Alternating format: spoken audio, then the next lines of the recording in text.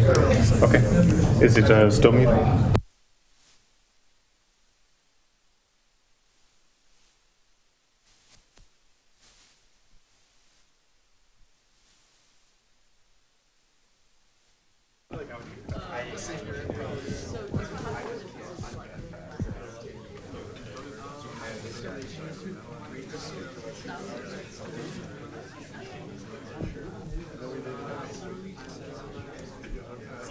Welcome, everybody. The microphone seems to work, even if the speakers don't. So it's a pleasure to introduce today's guest speaker, Sam Williams, who's a staff scientist at Lawrence Berkeley National Lab in the Performance and Algorithms Research Group. And he has lots of active projects right now in things like automatic performance tuning tools and making high-performance codes go much faster. But a little bit more on his background. He got his PhD here in 2008. He participated in Kathy Yellick's and my research group, but in the PAR lab. And his thesis was with David Patterson, was his advisor, and he invented something called the roofline model, which is a very nice, simple conceptual model to understand what the limits of performance of your code are. And that's what he's going to be talking about today, in addition to some tools that will automatically measure your code and how fast, how many flops and words of memory you're moving around, so you can have an automatically generated performance model to know whether you're done tuning MATML yet. Okay.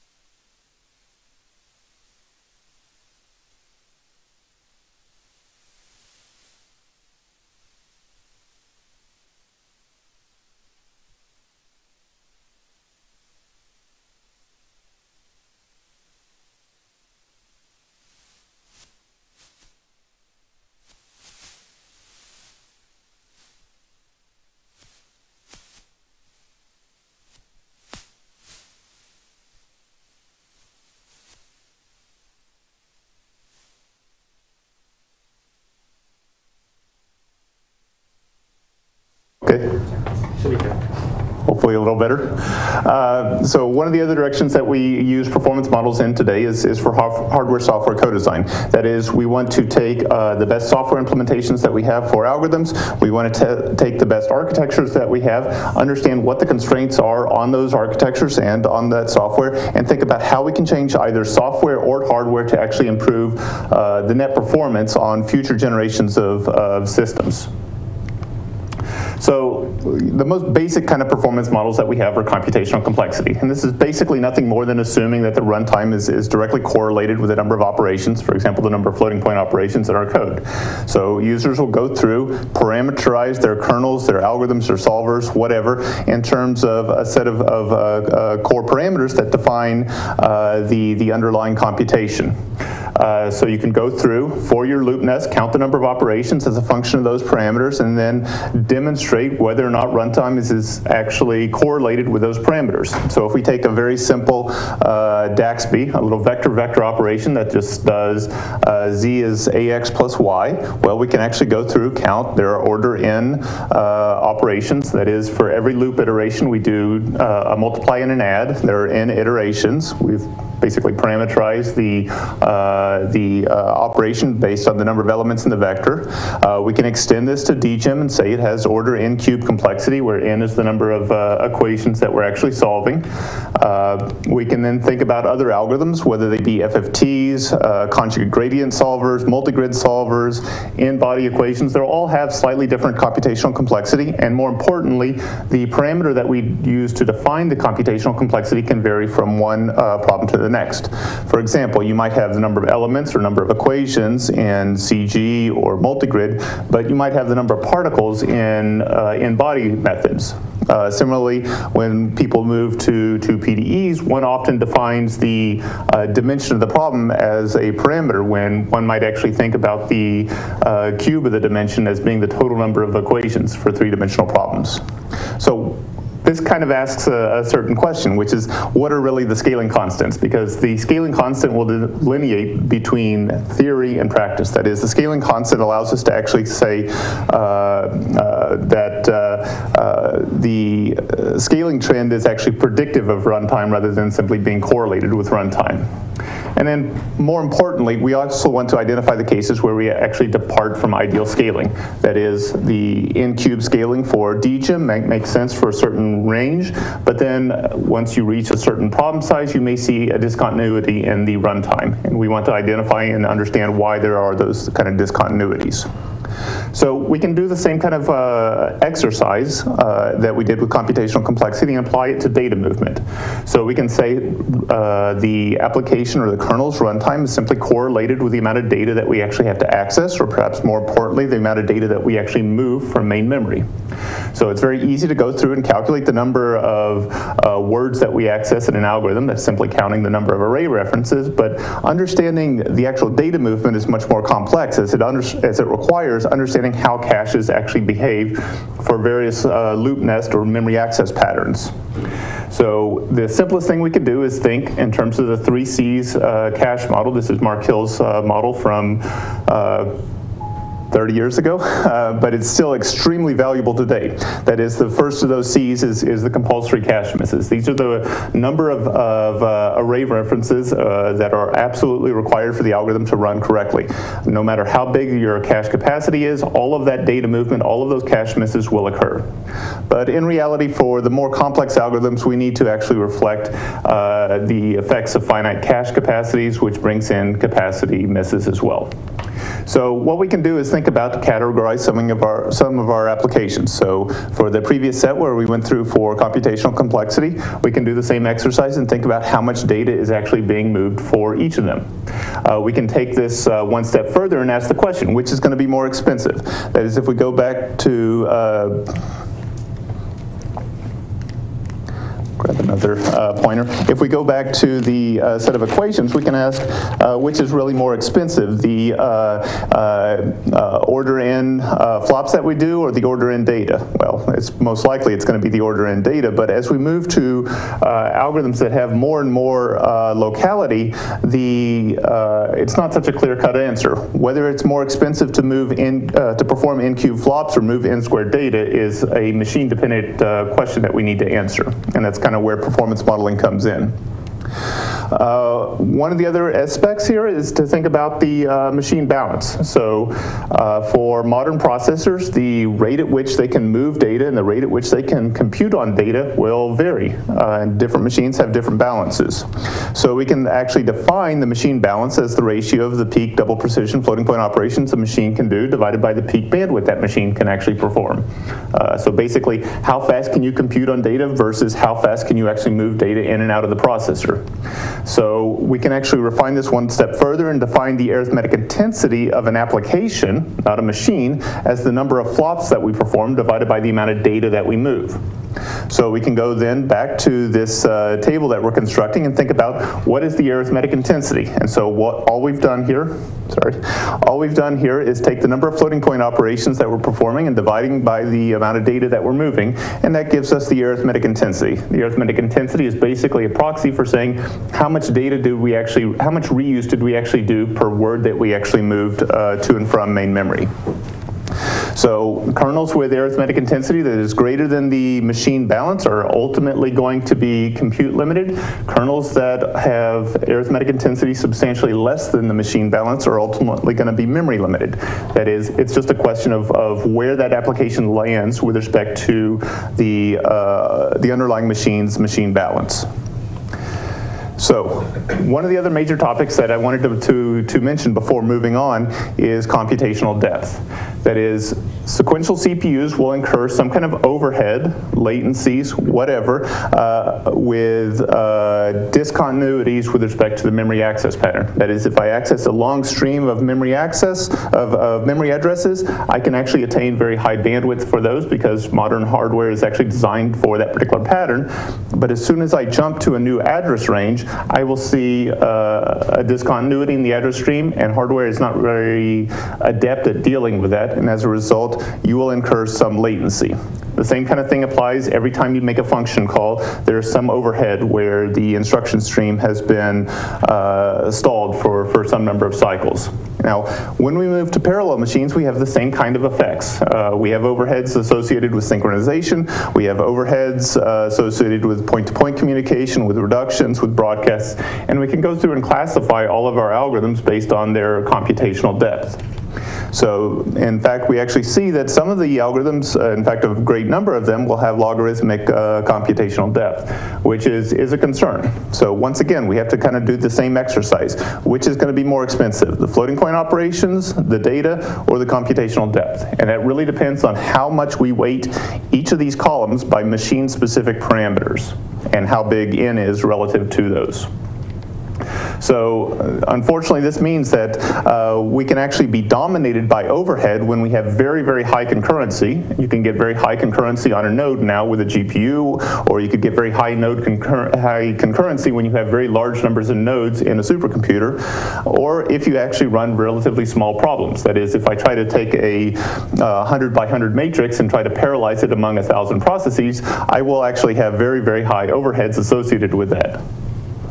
Nothing ground shaking there, it's just something to think about when we do performance modeling.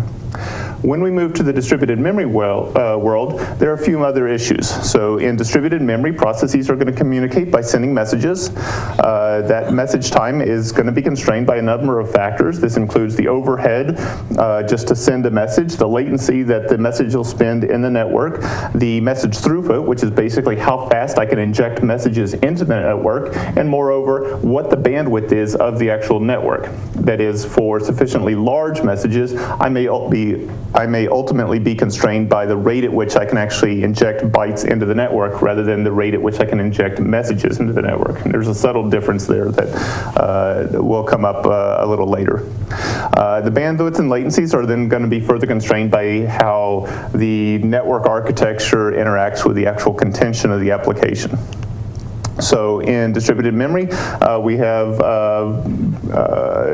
versions of these of our algorithms will be stressed differently depending on which components are a larger impediment to performance, what the relative values of the problem parameters are, what the number of processes are, etc.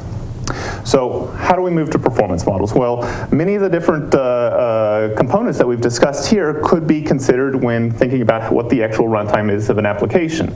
So we can have a number of different components. We can think about all 8 of these components and try to think about how do these aspects of the application interact with aspects of the machine. That is, we could take the number of floating point operations and divide by the floating point rate to get a time. We could do the same thing on data movement and data bandwidths and proceed through. The problem is that having to think about these 16 different parameters for every application all the time becomes just a mind-numbingly, an absolute headache. And in reality, most performance models are structured to think about what, for this particular application on this particular machine and how I'm actually running it, what are the dominant components of that application's execution.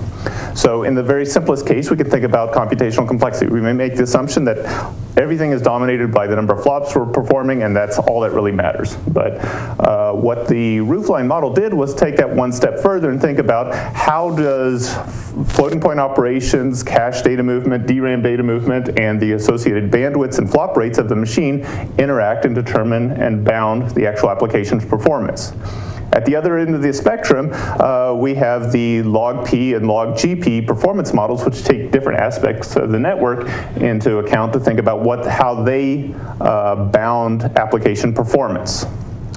More recently, with the development of accelerators, for example GPUs, the importance of understanding how the accelerator is connected to the host processor, what the overhead is of shipping data to the accelerator or launching work on the accelerator, and how much data is or how much computation is actually going to be performed on the accelerator has become an issue for effectively utilizing multi-teraflop GPUs. And as a result, the log CA performance model was developed to try to capture that effect.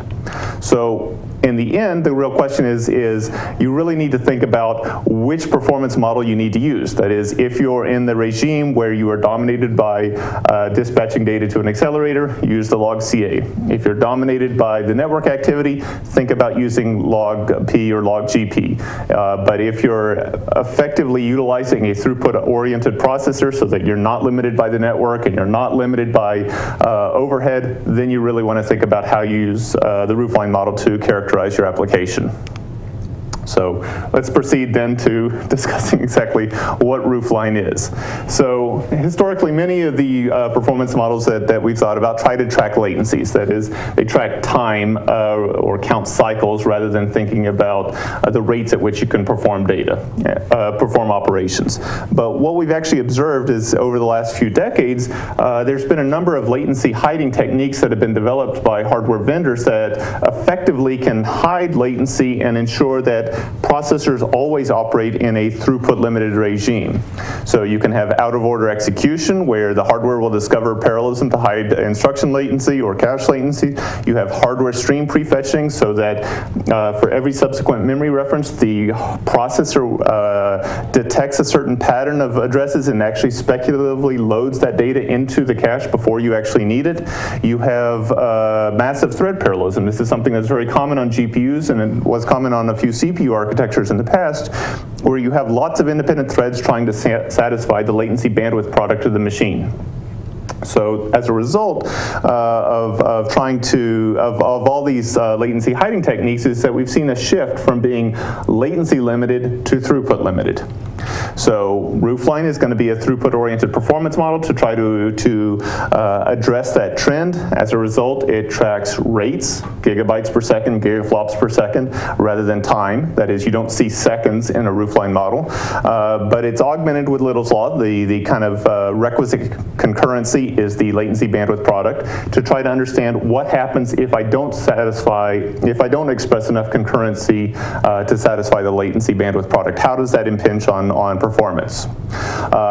One of the nice things about roofline in general is that it's independent of the instruction set architecture, and as a result, you can apply it to CPU architectures, you can apply it to GPU architectures.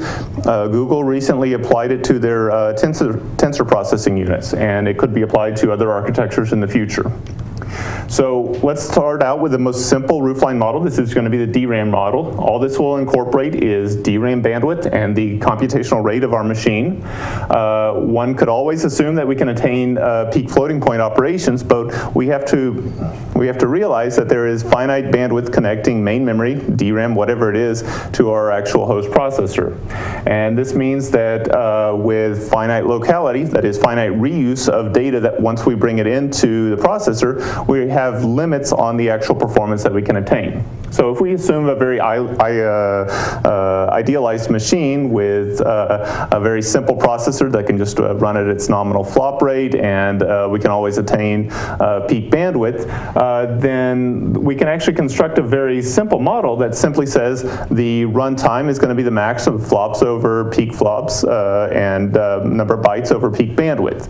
Now this assumes that I don't have to wait for the last byte that I need before I can do the first flop of computation. That is, I can actually pipeline or overlap communication and computation. Now, what I can do for roofline is take this one step further, divide both sides by the number of floating point operations. That gives me a slightly different term. I can then take this one step further and invert both sides, and this basically says the floating point operations divided by time. flop rate is basically either the minimum of the peak floating point peak flop rate, or the product of arithmetic intensity times peak bandwidth, where arithmetic intensity is the number of flops I perform divided by the number of bytes that I move. So how do we, what do we do with this? How do we plot this? Well, the simplest thing is to simply plot this, plot the performance bound as a function of arithmetic intensity, where arithmetic intensity is plotted along the x-axis. It's very easy and very convenient to plot this on a log-log scale because it makes it very easy to doodle on a whiteboard. It makes it very easy to track the exponential improvements that Moore's law has given us over the course of decades. It allows it very easy to say what happens if I double the number of cores or if I double the number of the amount of bandwidth that I have. So what we can do is on these two axes, we can plot peak flops, we can plot arithmetic intensity, we plot the linear relationship between arithmetic intensity and product of arithmetic intensity and peak bandwidth, and performance is going to be constrained to be simply the minimum of those two terms, which means for a certain range, less than the machine balance, we are constrained by memory bandwidth. Above that machine balance, we are constrained by peak flops. So, said that. So let's go through an example. So in practice, if we look at actual CPUs today, the machine balance is somewhere around 5 to 10 floating point operations per byte, which means somewhere between 40 and 80 floating point operations per double precision word that you move, which means that if your application does less on average than 40 floating point operations, that is your inner loop needs to do 40 floating point operations for every memory reference it makes, you're going to be memory bandwidth limited. If it can do more than 40, then there's a chance you can actually attain peak floating point operations. So if we consider a very, very simple stream triad, this is our little vector-vector operation. Well, we can go through and say it has 2 flops per iteration. We're going to transfer 24 bytes per iteration. That is, we read two elements and write a third element back to memory. This gives us an arithmetic intensity of 0.083. We can then plot this on the roofline, and for any reasonable machine today, we will conclude that this is ultimately going to be memory bandwidth limited, assuming n is sufficiently large that it doesn't fit in cache. Well, we can take this one step further and think about some kind of computational kernel that has some degree of reuse. That is, for our simple stream triad example, we simply blasted through a very long vector and made no reuse of the data that we accessed. What we can then do is think about if we were to take a partial differential equation, discretize it into a 7-point constant coefficient stencil, apply it to a 3-dimensional mesh, we end up with a little canonical code like this, where we're simply referencing into a 3-dimensional mesh, which I have, for convenience, linearized into a 1-dimensional array. We can actually go through and observe that we do 7 floating point operations, we make 8 memory references, we do 7 reads in the store. But what actually is nice is that the cache is going to be very effective and very beneficial for us, because it's going to filter out all but one read and all but one write per loop iteration. That is, if we think about each of these loop iterations, the leading point in this ijk plus k stride, assuming k stride is the largest value, is the value that we have not referenced yet on any previous loop iteration. So that's the one that the cache will actually miss on. That's the one that will actually have to be moved from main memory into the cache.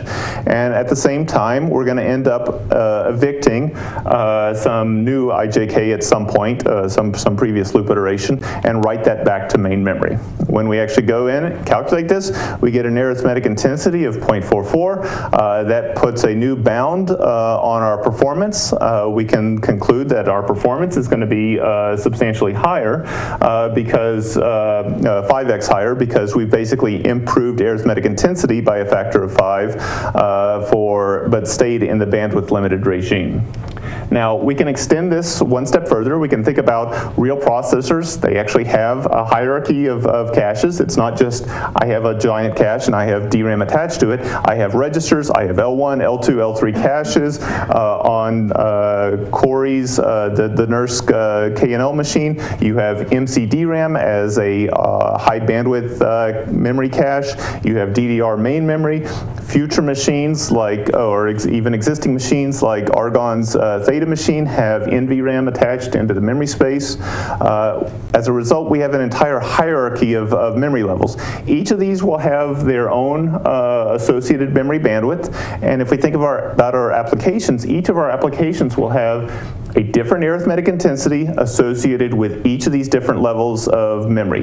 That is, I will do so many flops per L2 access, I will do so many flops per DRAM access. The number of flops remain constant, but the amount of data that I move from DRAM or from L2 will change depending on the relative cache capacities. So what we can do is we can think about creating a superposition of rooflines. That is, we already showed how to create a roofline model for a very simple DRAM machine. We can extend this one step further and think about, for a machine like K&L, we will have higher bandwidth MC DRAM cache bandwidth. We will have even higher L2 bandwidth, and as a result, we've got a tier, a hierarchy of cache bandwidths.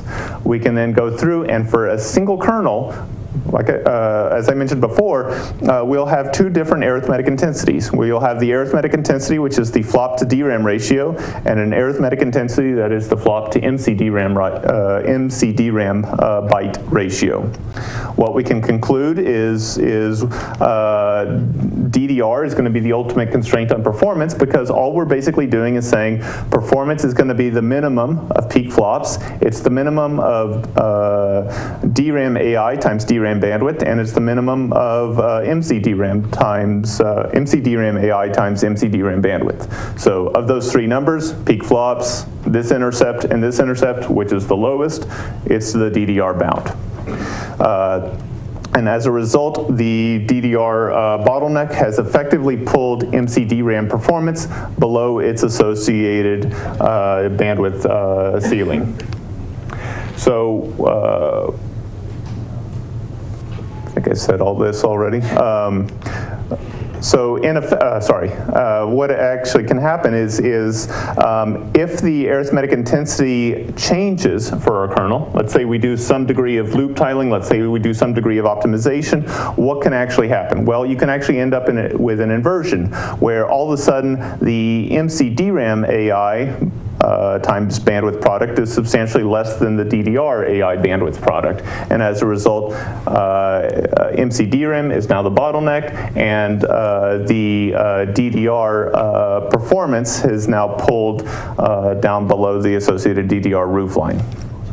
So that's fine for a hierarchy of caches, but if you run on a traditional Xeon-like architecture, like Corey's Haswell nodes, it's actually made up of two different sockets.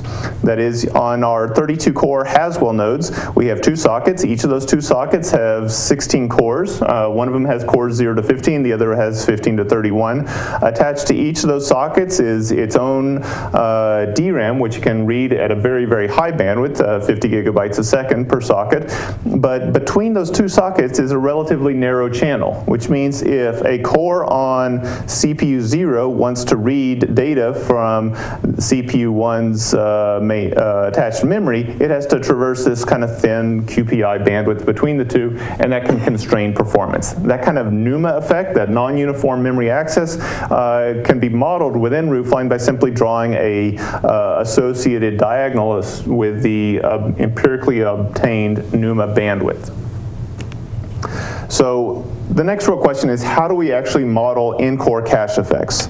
In-core performance effects. That is, to date, at least thus far in the talk, we've talked about how do different bandwidths associated with cache interact with different arithmetic intensities associated with the cache.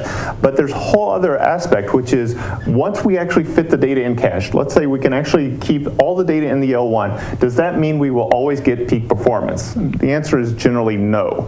And there's a number of reasons for that. So if we think about modern CPUs today, we have a number of techniques that vendors employ to actually increase the per core floating point rate.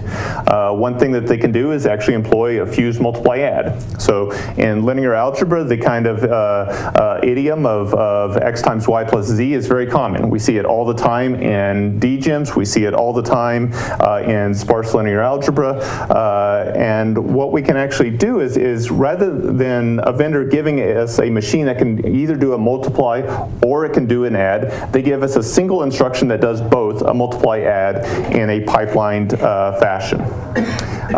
This means that if we use that operation, we can actually do twice as many floating point operations per cycle, because we're basically completing one FMA per cycle instead of a multiply on one cycle and an add on another cycle. The downside is if we don't use it, then we lose at least a factor of 2 in our potential performance. If we think about what are the other techniques, well, many vendors for many decades have tried to employ vector instructions to actually improve peak performance. If we think about HPC codes, we apply the same operation to every iteration in a loop nest.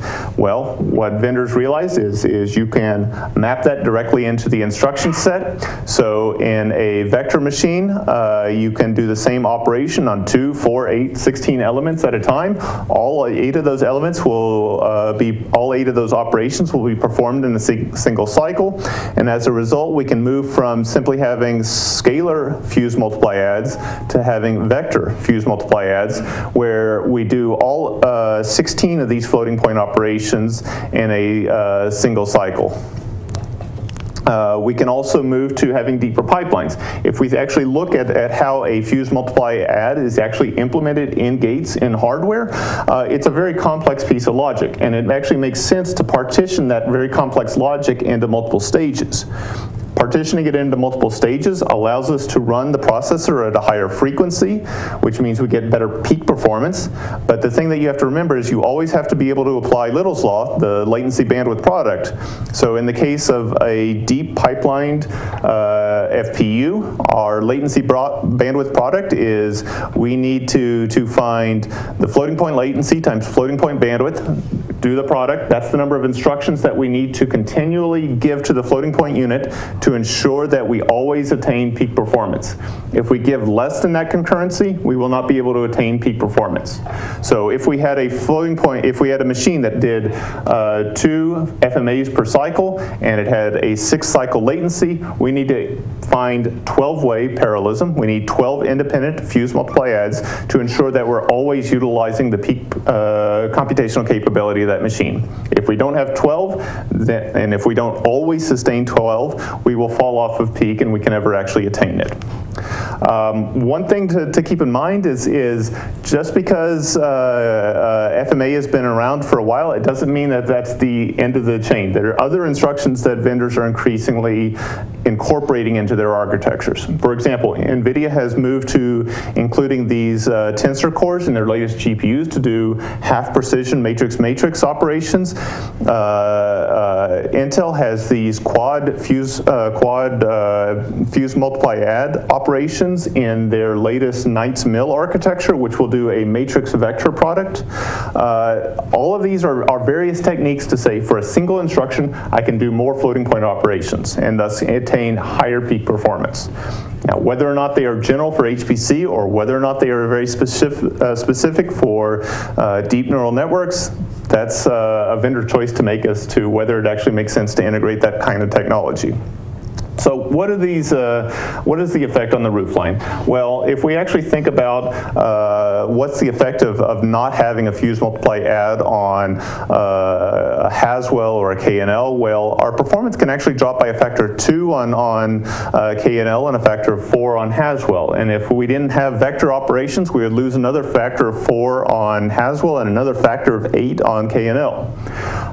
One other thing to keep in mind is when you write codes, multiplies and adds are relatively fast, but things like divides can be extremely slow.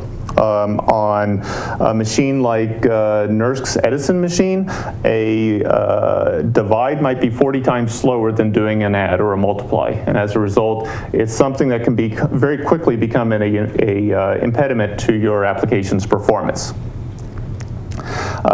So in this particular example, we have said, well, let's give up, let's say we didn't have FMA, let's say we didn't have vectorization. This means that for a given arithmetic intensity, our kernel, our nominal performance bound on our kernel has moved from being compute limited to being, from being communication bandwidth limited to being compute limited at substantially lower performance. So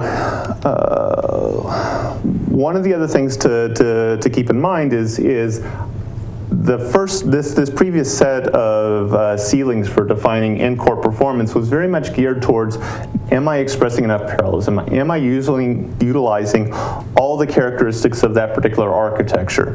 But there's a whole other way we could have drawn the in-core roof lines. We could have thought about what is the relative fraction that floating point instructions constitute in the dynamic instruction mix. That is, if 1 out of every 100 instructions is a floating point instruction, it's going to be very, very difficult to get peak performance.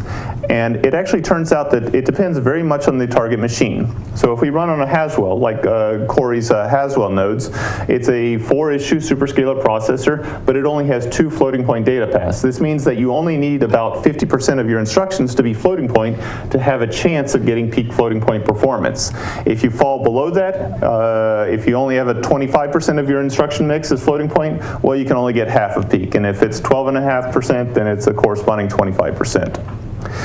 If we move to Knight's Landing, it's a much more challenging problem, because on a machine like Knight's Landing, it's only a 2-issue superscalar processor, not a 4-issue. At the same time, it still has 2 floating points, which means the only way to get peak performance on Knight's Landing is to basically say 100% of my instructions are actually vector fuse multiply add instructions. And if I have less than that, I'm going to get a correspondingly lower fraction of peak performance. So,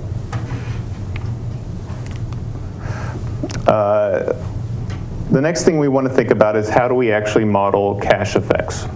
So if we think about the cache, well, we can say our nominal arithmetic intensity could be simply defined as being the ratio of the number of floating point operations in our kernel divided by the number of compulsory cache misses.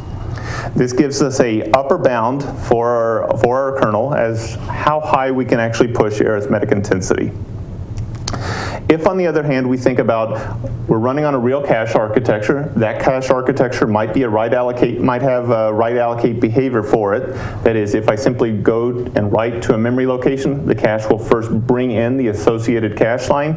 I might then proceed to completely overwrite that cache line and write it back to memory, which kind of makes the point of the process of reading in the cache line in the first place completely superfluous and completely wasteful.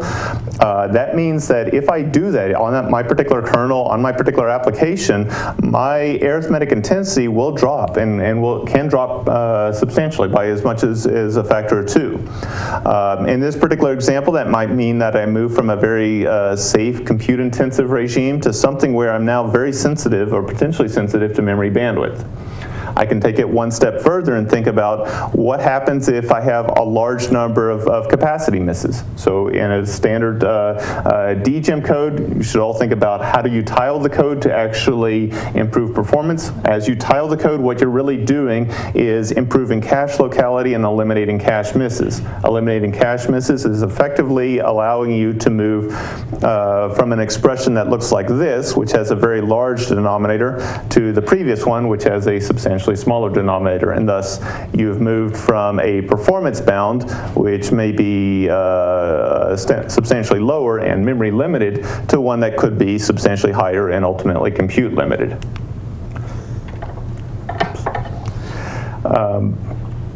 So the kind of takeaway from this is for your underlying algorithm, you really need to think about what is the theoretical limit on your arithmetic intensity. And this is a whole research topic in itself, as in terms of, for a given cache capacity, what is the minimal amount of data that I need to load for a given computational kernel.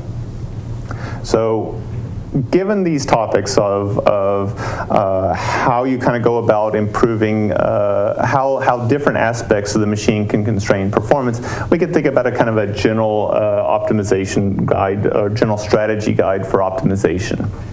So if we think about our canonical machine, in this case we have kind of a Haswell-like node with DDR bandwidth and NUMA bandwidth, FMAs, and vectorization effects. There are kind of three basic approaches that we can think about to improving performance in the context of roofline.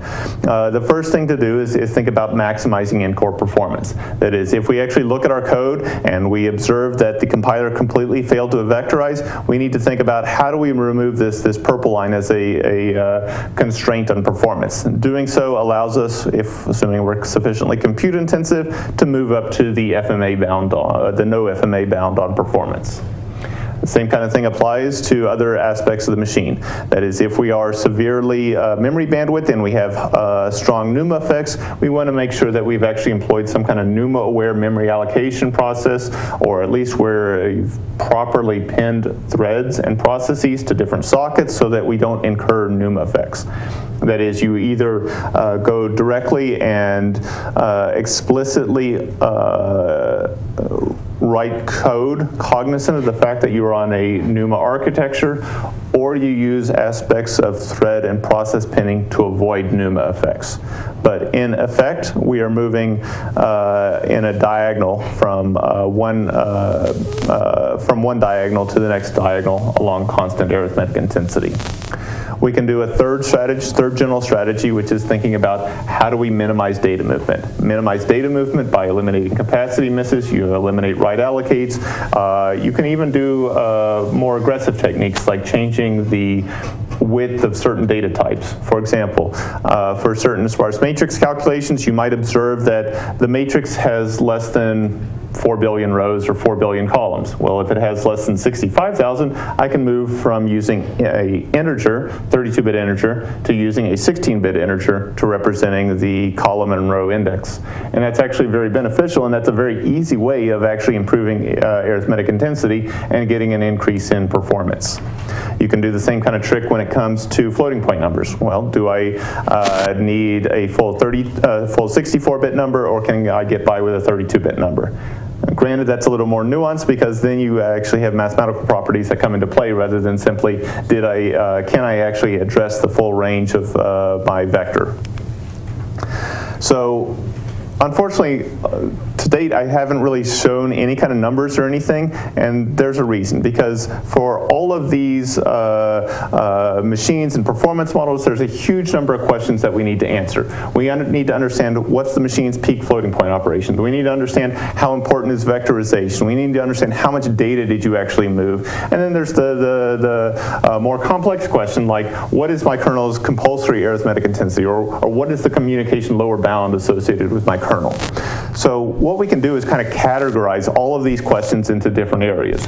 We can think about some of these questions can be categorized as being properties of the target machine. That is, what's the machine's peak bandwidth? Well, that's a property of the machine, and thus that requires some degree of benchmarking or some degree of reading a very dense manual to actually understand what the ultimate capabilities are of the machine. Similarly, we can categorize the second group as what are the properties of the application's execution. That is, when we actually run the application, did it do a lot of FMAs? Did it actually vectorize? How much data did it actually move? Those tend to be questions that can be resolved by instrumentation.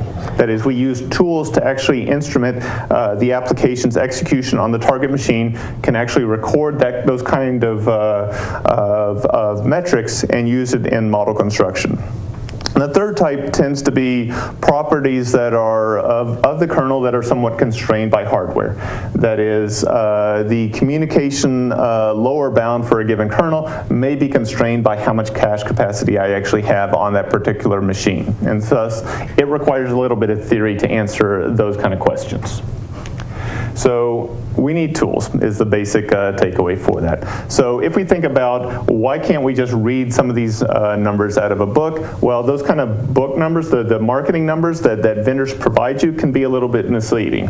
So for example, we can say, what's the actual bandwidth of our processor? Well, we could simply say it's got 64 bits going to main memory, and each of those run at 2 gigahertz, and I can thus calculate how much bandwidth I can actually get for that. Well, that's not the real bandwidth, that's kind of the pin bandwidth. The way you measure real bandwidth is to actually take that some computational kernel or some benchmark, run it on the target machine, and show that all of the hardware in the machine can actually sustain bandwidth at that rate. The simplest way to do that is to run something like the stream benchmark, which is a very, very simple but straightforward benchmark that we can actually run to assess the bandwidth of a given machine. This, for many years, has actually worked very well, but it has a few caveats, and most notably on the Intel Knights Landing family, stream bandwidth is now highly tied to the size of the array that you're actually operating on. That is, if you operate on relatively small arrays, 100 megabytes, you might only get 400 or 300 gigabytes per second. But if you operate on very large arrays, something larger than a gigabyte, you might actually get more than 500 gigabytes per second. So that kind of subtlety that not only is the bandwidth that you can attain constrained by architecture, but may actually be constrained by the actual target application is a reason why we actually run benchmarks, and reason why we actually want to trust the kind of empirical observations more than the theoretical numbers. One of the other subtle effects is that it used to be that we could just buy a processor, run it at 1 gigahertz, and say our peak performance is 1 gigaflop. But the reality is today processors increasingly operate in a thermally constrained region. That is, we can't run the processor at the maximum frequency because power might actually, the thermal properties of the machine might actually constrain it to actually run at a lower frequency. So depending on what the temperature of the machine is, the peak floating point operation will change based off of how fast we can actually run the machine. Now, different vendors take this solve this constraint in through different mechanisms. For example, Intel might say the nominal frequency of a Haswell part might be 2.3 gigahertz, but if it's operating cold enough, it could actually run at 2.5 or 2.8 gigahertz. On the Knights Landing family, it's a little different. The nominal frequency might be 1.4 gigahertz, but if you run AVX heavy code, that is, if every instruction is an AVX instruction, the hardware will downclock itself down to only 1.2 gigahertz. And thus there is a kind of a subtlety there that was not very well understood or appreciated until we actually got real hardware and were able to actually understand the performance characteristics of these machines. One of the other ways that the kind of marketing numbers can fail us is that when we have very high arithmetic compute-intensive loop nests, the compilers can actually fail to actually generate optimal code for those loop nests. And as a result, you can get very suboptimal, poorly performing code coming out of the compiler, and as a result, your performance that you can actually obtain may depart substantially from what a kind of theoretical estimate would suggest for that kind of arithmetic intensity and the corresponding machine bandwidth. So one of the things that LBL did a few years ago was to create the empirical roofline toolkit. This is essentially a set of tools that are used to characterize CPU and GPU accelerated system. So it'll tell you things like the peak floating point operations the machine can do under high temperature load. It will tell you what the bandwidths are for each level of the memory hierarchy. It's written with MPI and OpenMP or MPI and CUDA. That way you can have multiple GPUs on a node, put an associated MPI process with each of them, and get the full node's performance. Yeah, we have a question. Sure, Professor.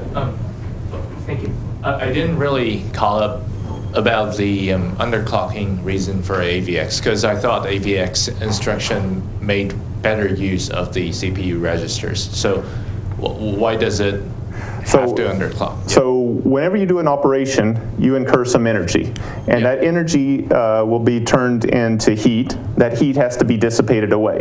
Oh, so if you're doing, instead of doing one operation per cycle, you're now doing 4 operations per cycle. That generates a lot more energy, a lot more heat, and you have to dissipate that away. And if you can't dissipate it away fast enough, the solution is just to simply run them at lower rates, so you generate less, you consume less energy per cycle on average. Oh. Because AVX instructions made better utilization of the hardware. That's right. So, for example, one of the interesting observations is if you run on Intel's latest Skylake processor, it might run AVX2 instructions at 2.5 gigahertz, but if you run AVX 512 instructions, it might only run at 1.6 gigahertz. That is, you double the instruction width. It sounds like you're making a lot better use of the available hardware. You're doing twice as much work per instruction, but you're only running those instructions at 2/3 the rate. And so there's a kind of a subtle trade-off there that you really have to understand how the machine reacts in a thermally constrained environment.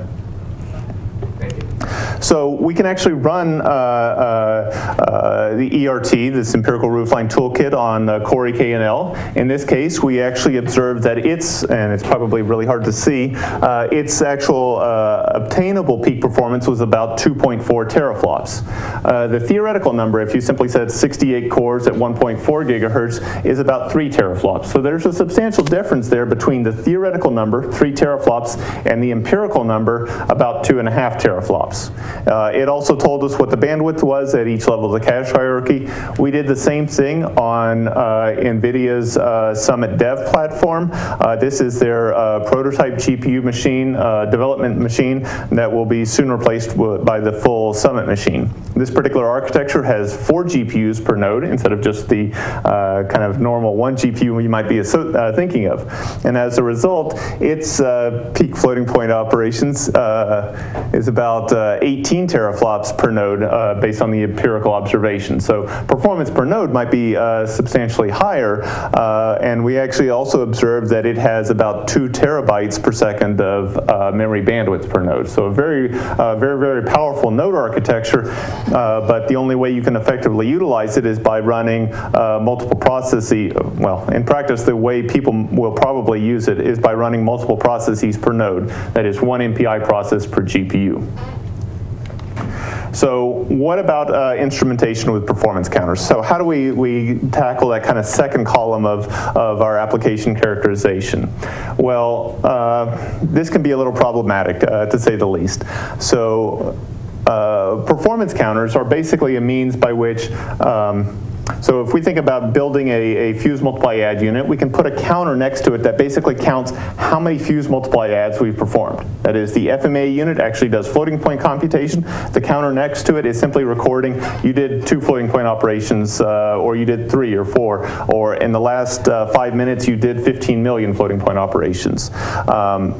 Those counters are not required to actually be there. It's something vendors do to make their lives easier. It makes it, it's something that we can exploit to actually understand how applications are executing. But the problem is that because there's no requirement, they're not in the actual instruction set standard, it's possible that processors can ship with broken or missing performance counters. And so as a result, you have to kind of think about, or you have to validate the actual performance counters on each generation of platform that you have. For example, on Ivy Bridge, floating point counters might work. On Haswell, they might be broken or incomplete. They may come back in Skylake. And so it's just an iterative process of, can I actually trust this counter today, basically?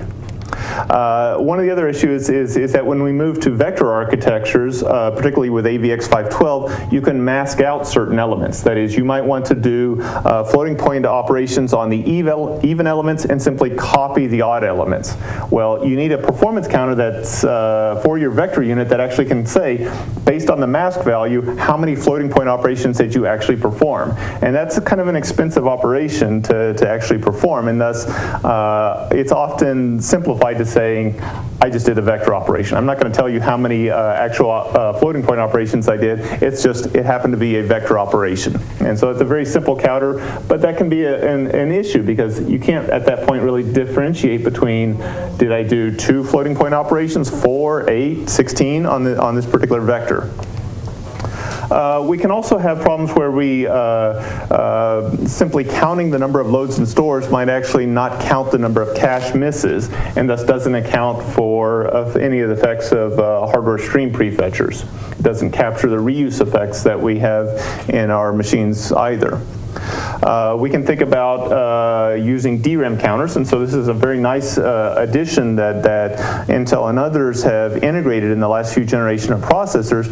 The downside is that those counters are privileged. That is, you basically need to be root in order to actually access those counters, and nobody really gets access to root on a supercomputer. And as a result, those counters can be inaccessible until a vendor, for example Cray, and the actual center, NERSC for example, approve the associated operating system and kernel changes to allow users to actually access those particular events.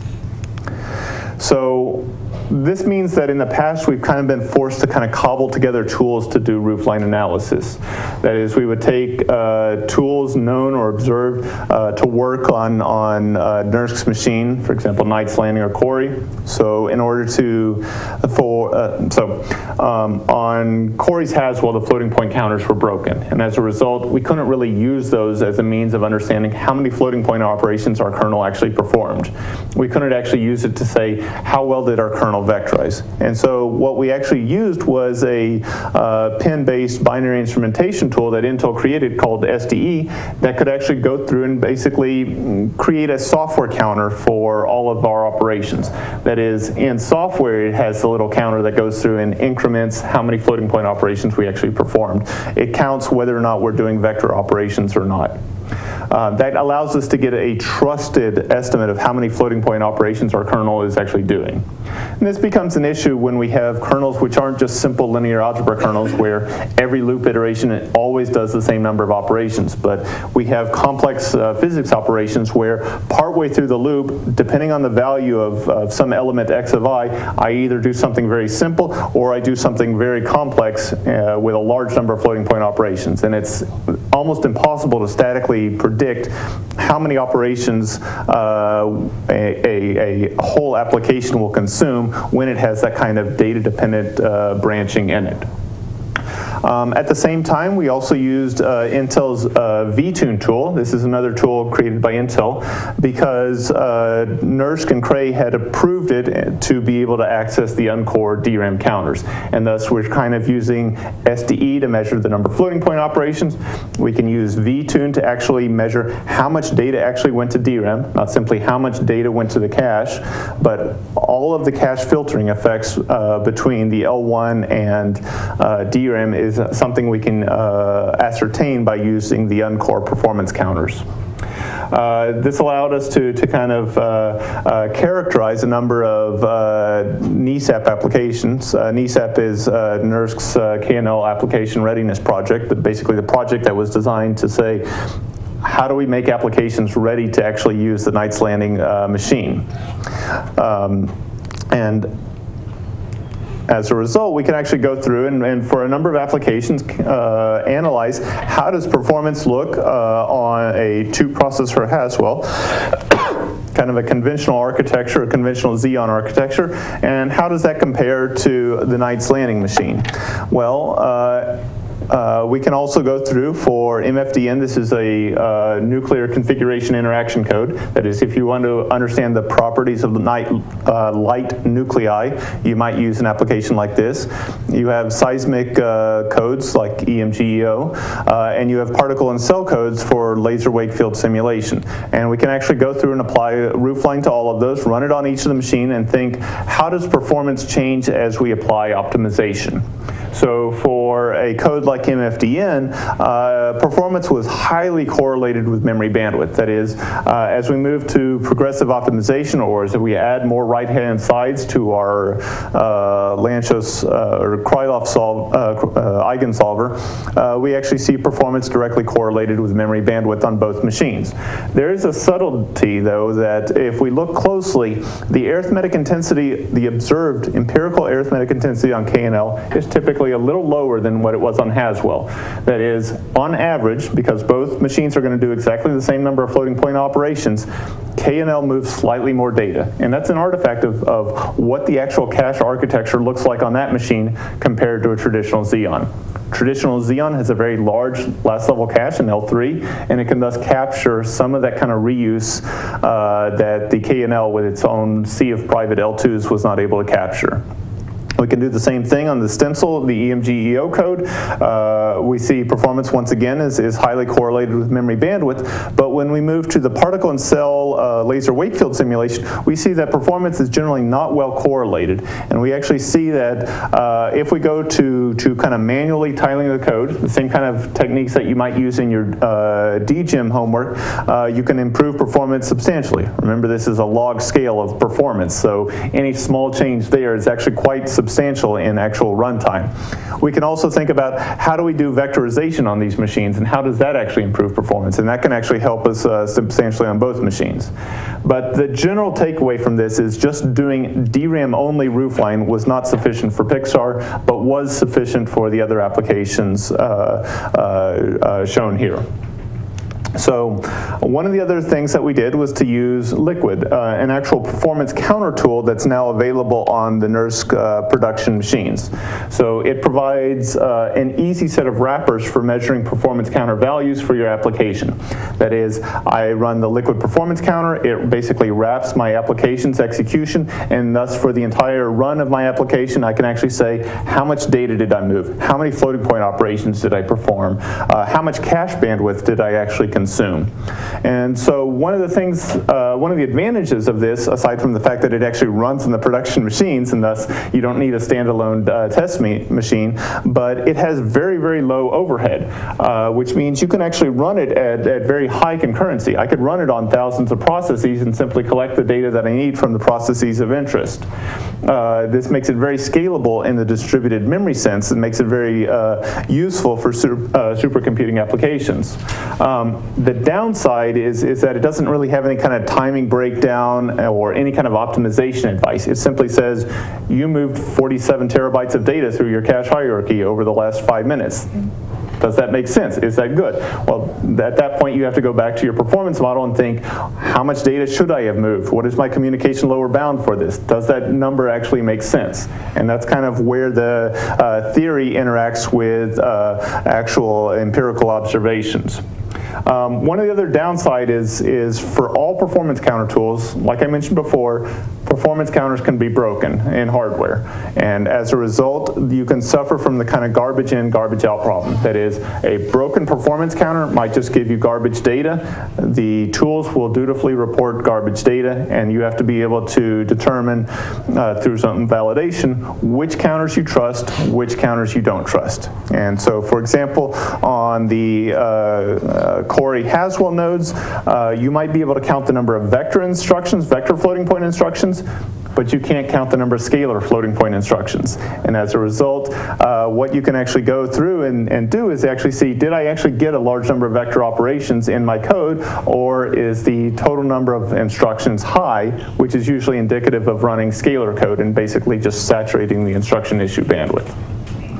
So one of the things I did was to take the AMRX suite of applications. AMR is Adaptive Mesh Refinement. AMRX is a framework for exascale computing designed to do block structured adaptive mesh refinement. There are a number of applications built on top of AMRX. I can go through, run all of those codes using some number of processes, either 4 processes of 8 threads or 32 processes of 1 thread, characterize how all of those applications behave in terms of the DRAM bandwidth that they actually obtain, empirically observed DRAM bandwidth, what the theoretical roofline DRAM bandwidth is for those applications, and then correspondingly what the L3 and L2 bandwidth are.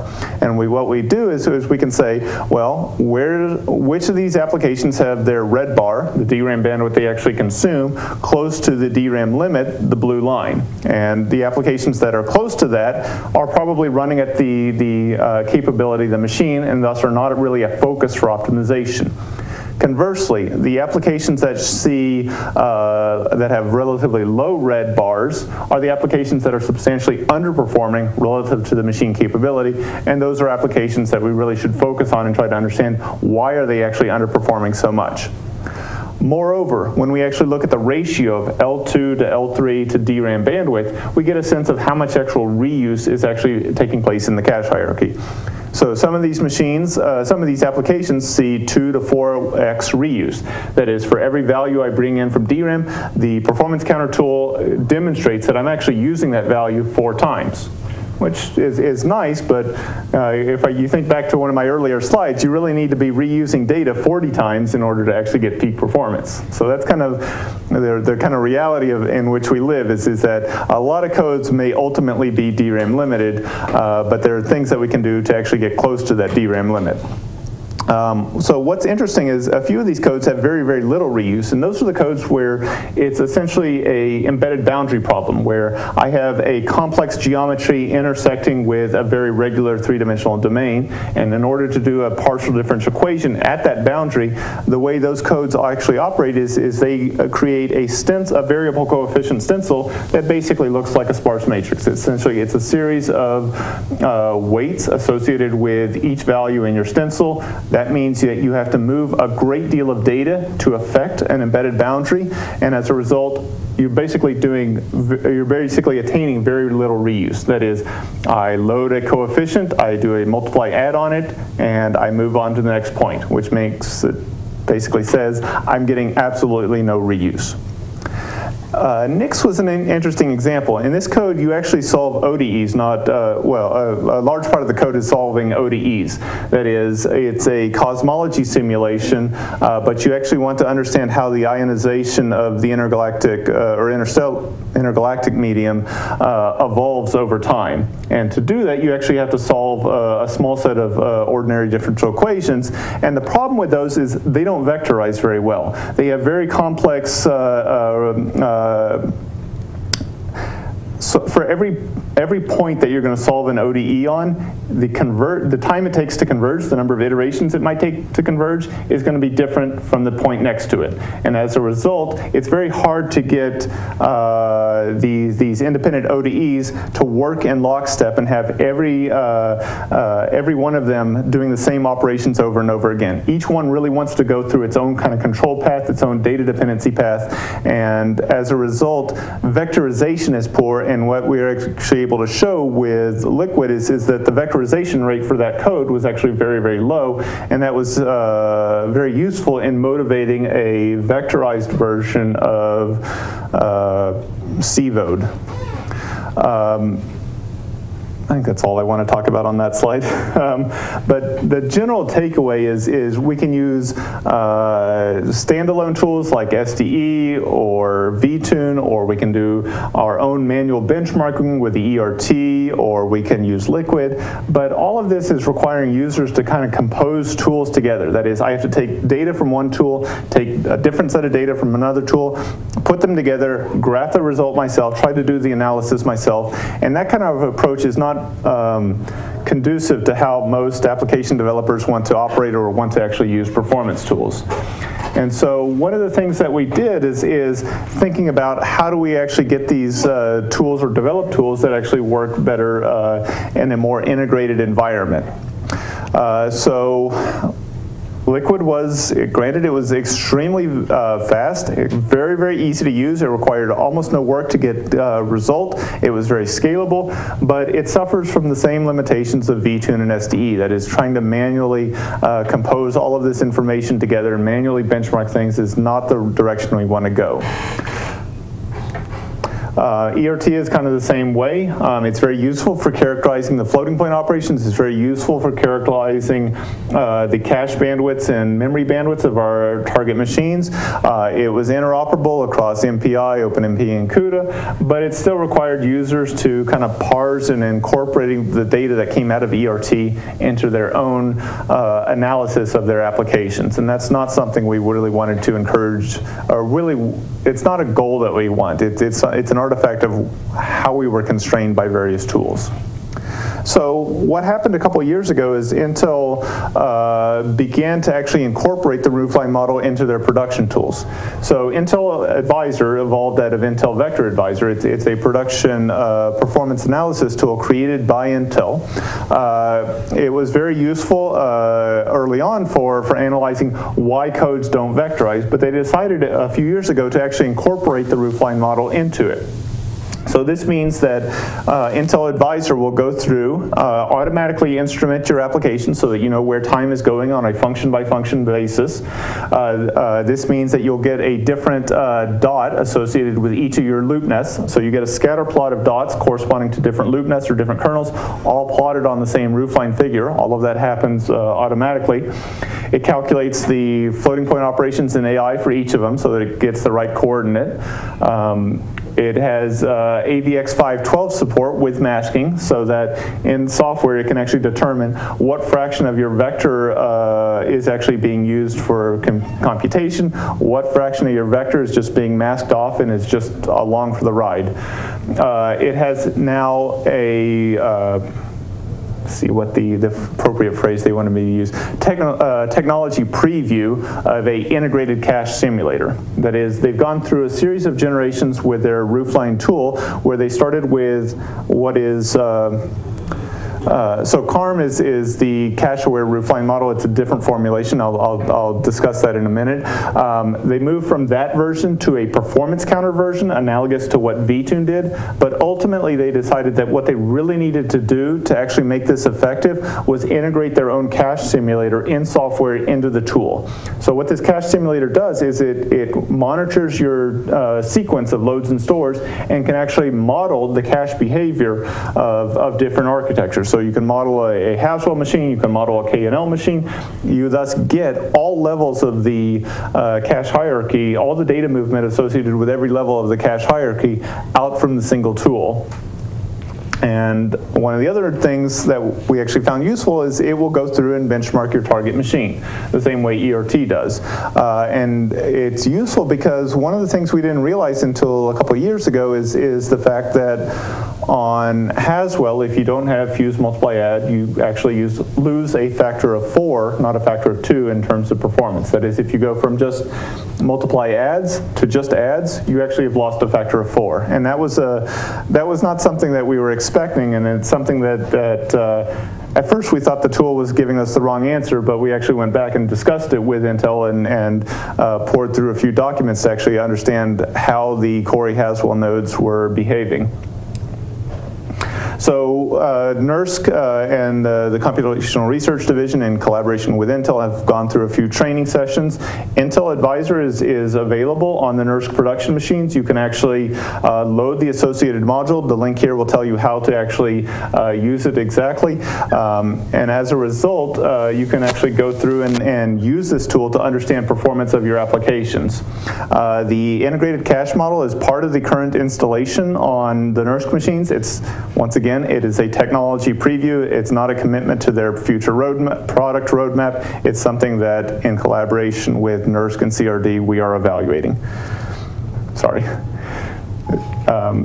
So at this point, I wanted to discuss the hierarchical roofline versus the cache-aware roofline. And this is kind of important because Advisor, the production version of Advisor, uses one, while the integrated version of Advisor, the integrated cache simulator version of Advisor, uses the other.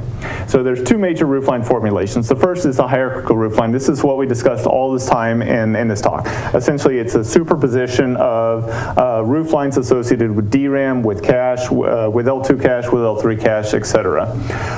And as a result, you have multiple arithmetic intensities, you have multiple bandwidths, and your performance bound is going to be the minimum of flops and the arithmetic intensity bandwidth products.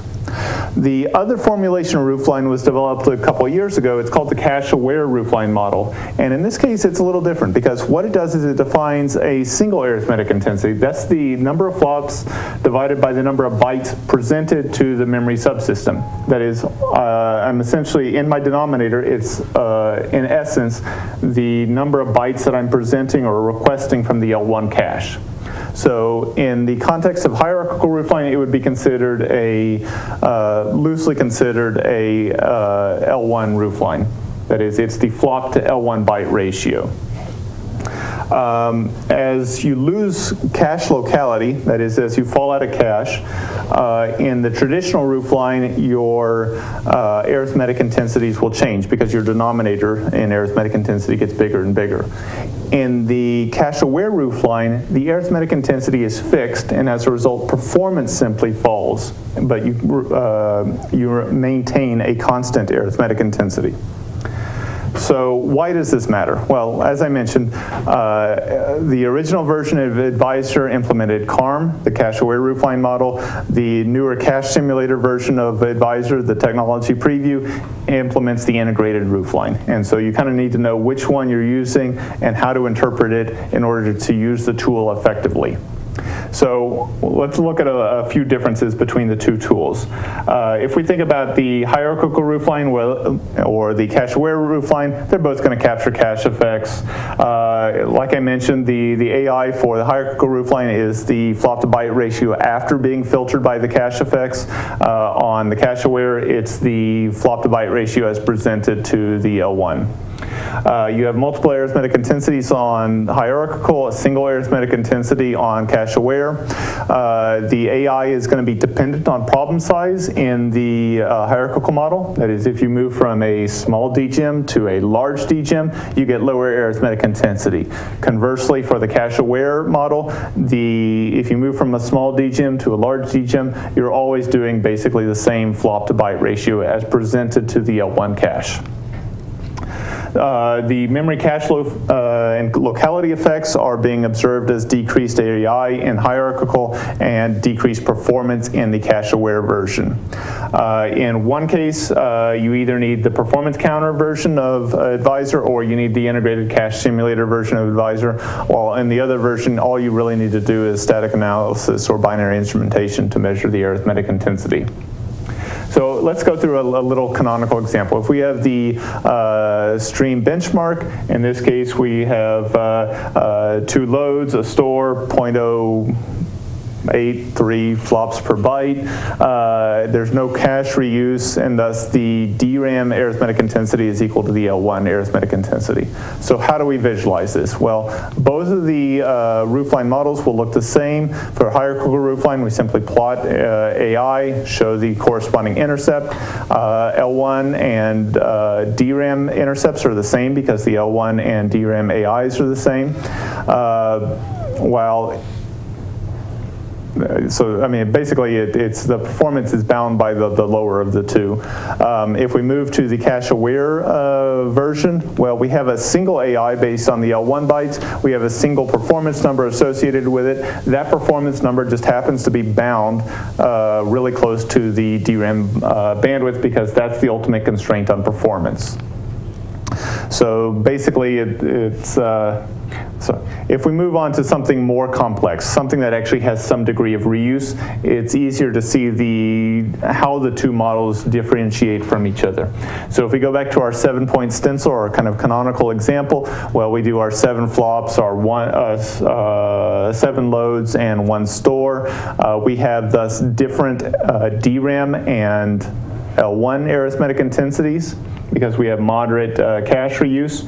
If we plot these on the roofline model, in the hierarchical roofline model, we have 2 arithmetic intensities. The L1 is 0.11 and the DRAM is 0.44. We can show the corresponding intercepts for those 2 points.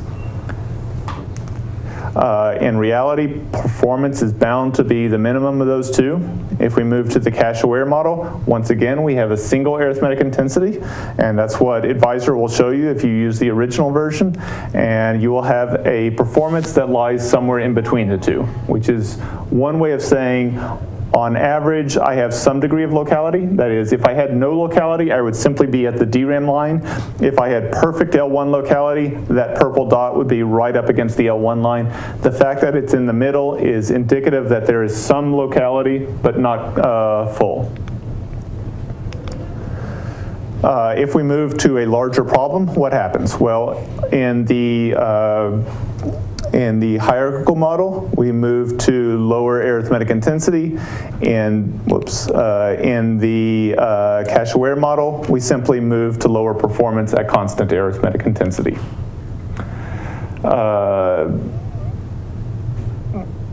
Let's move on. So basically, it's just that the performance is ultimately constrained by whatever the minimum of your actual performance actually is.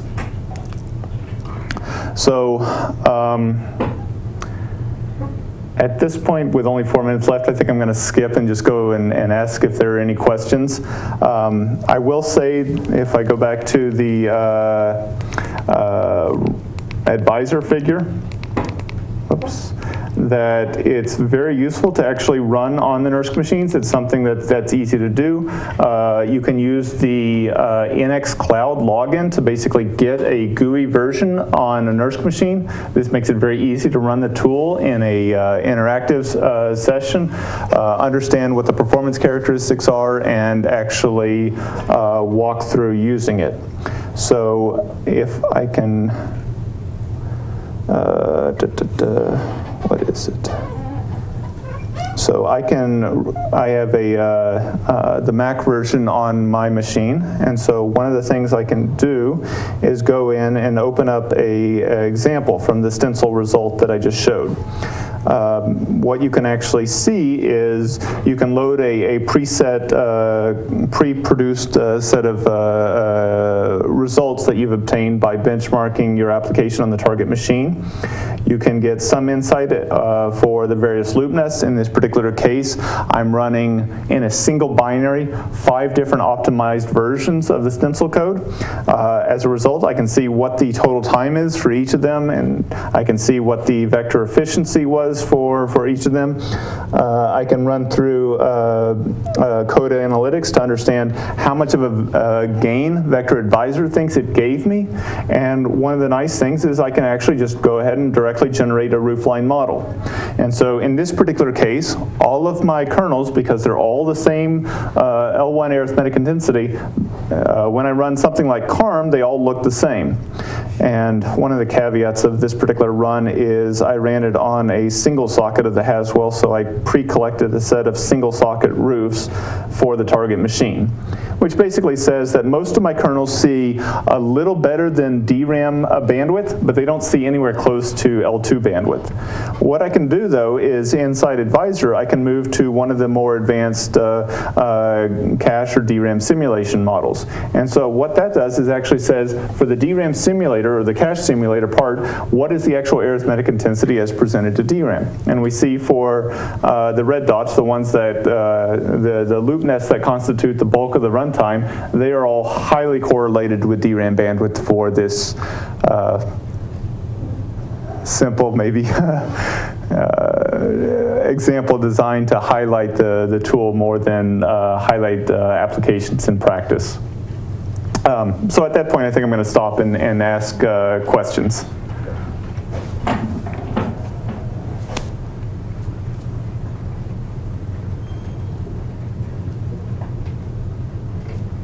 Okay. Right.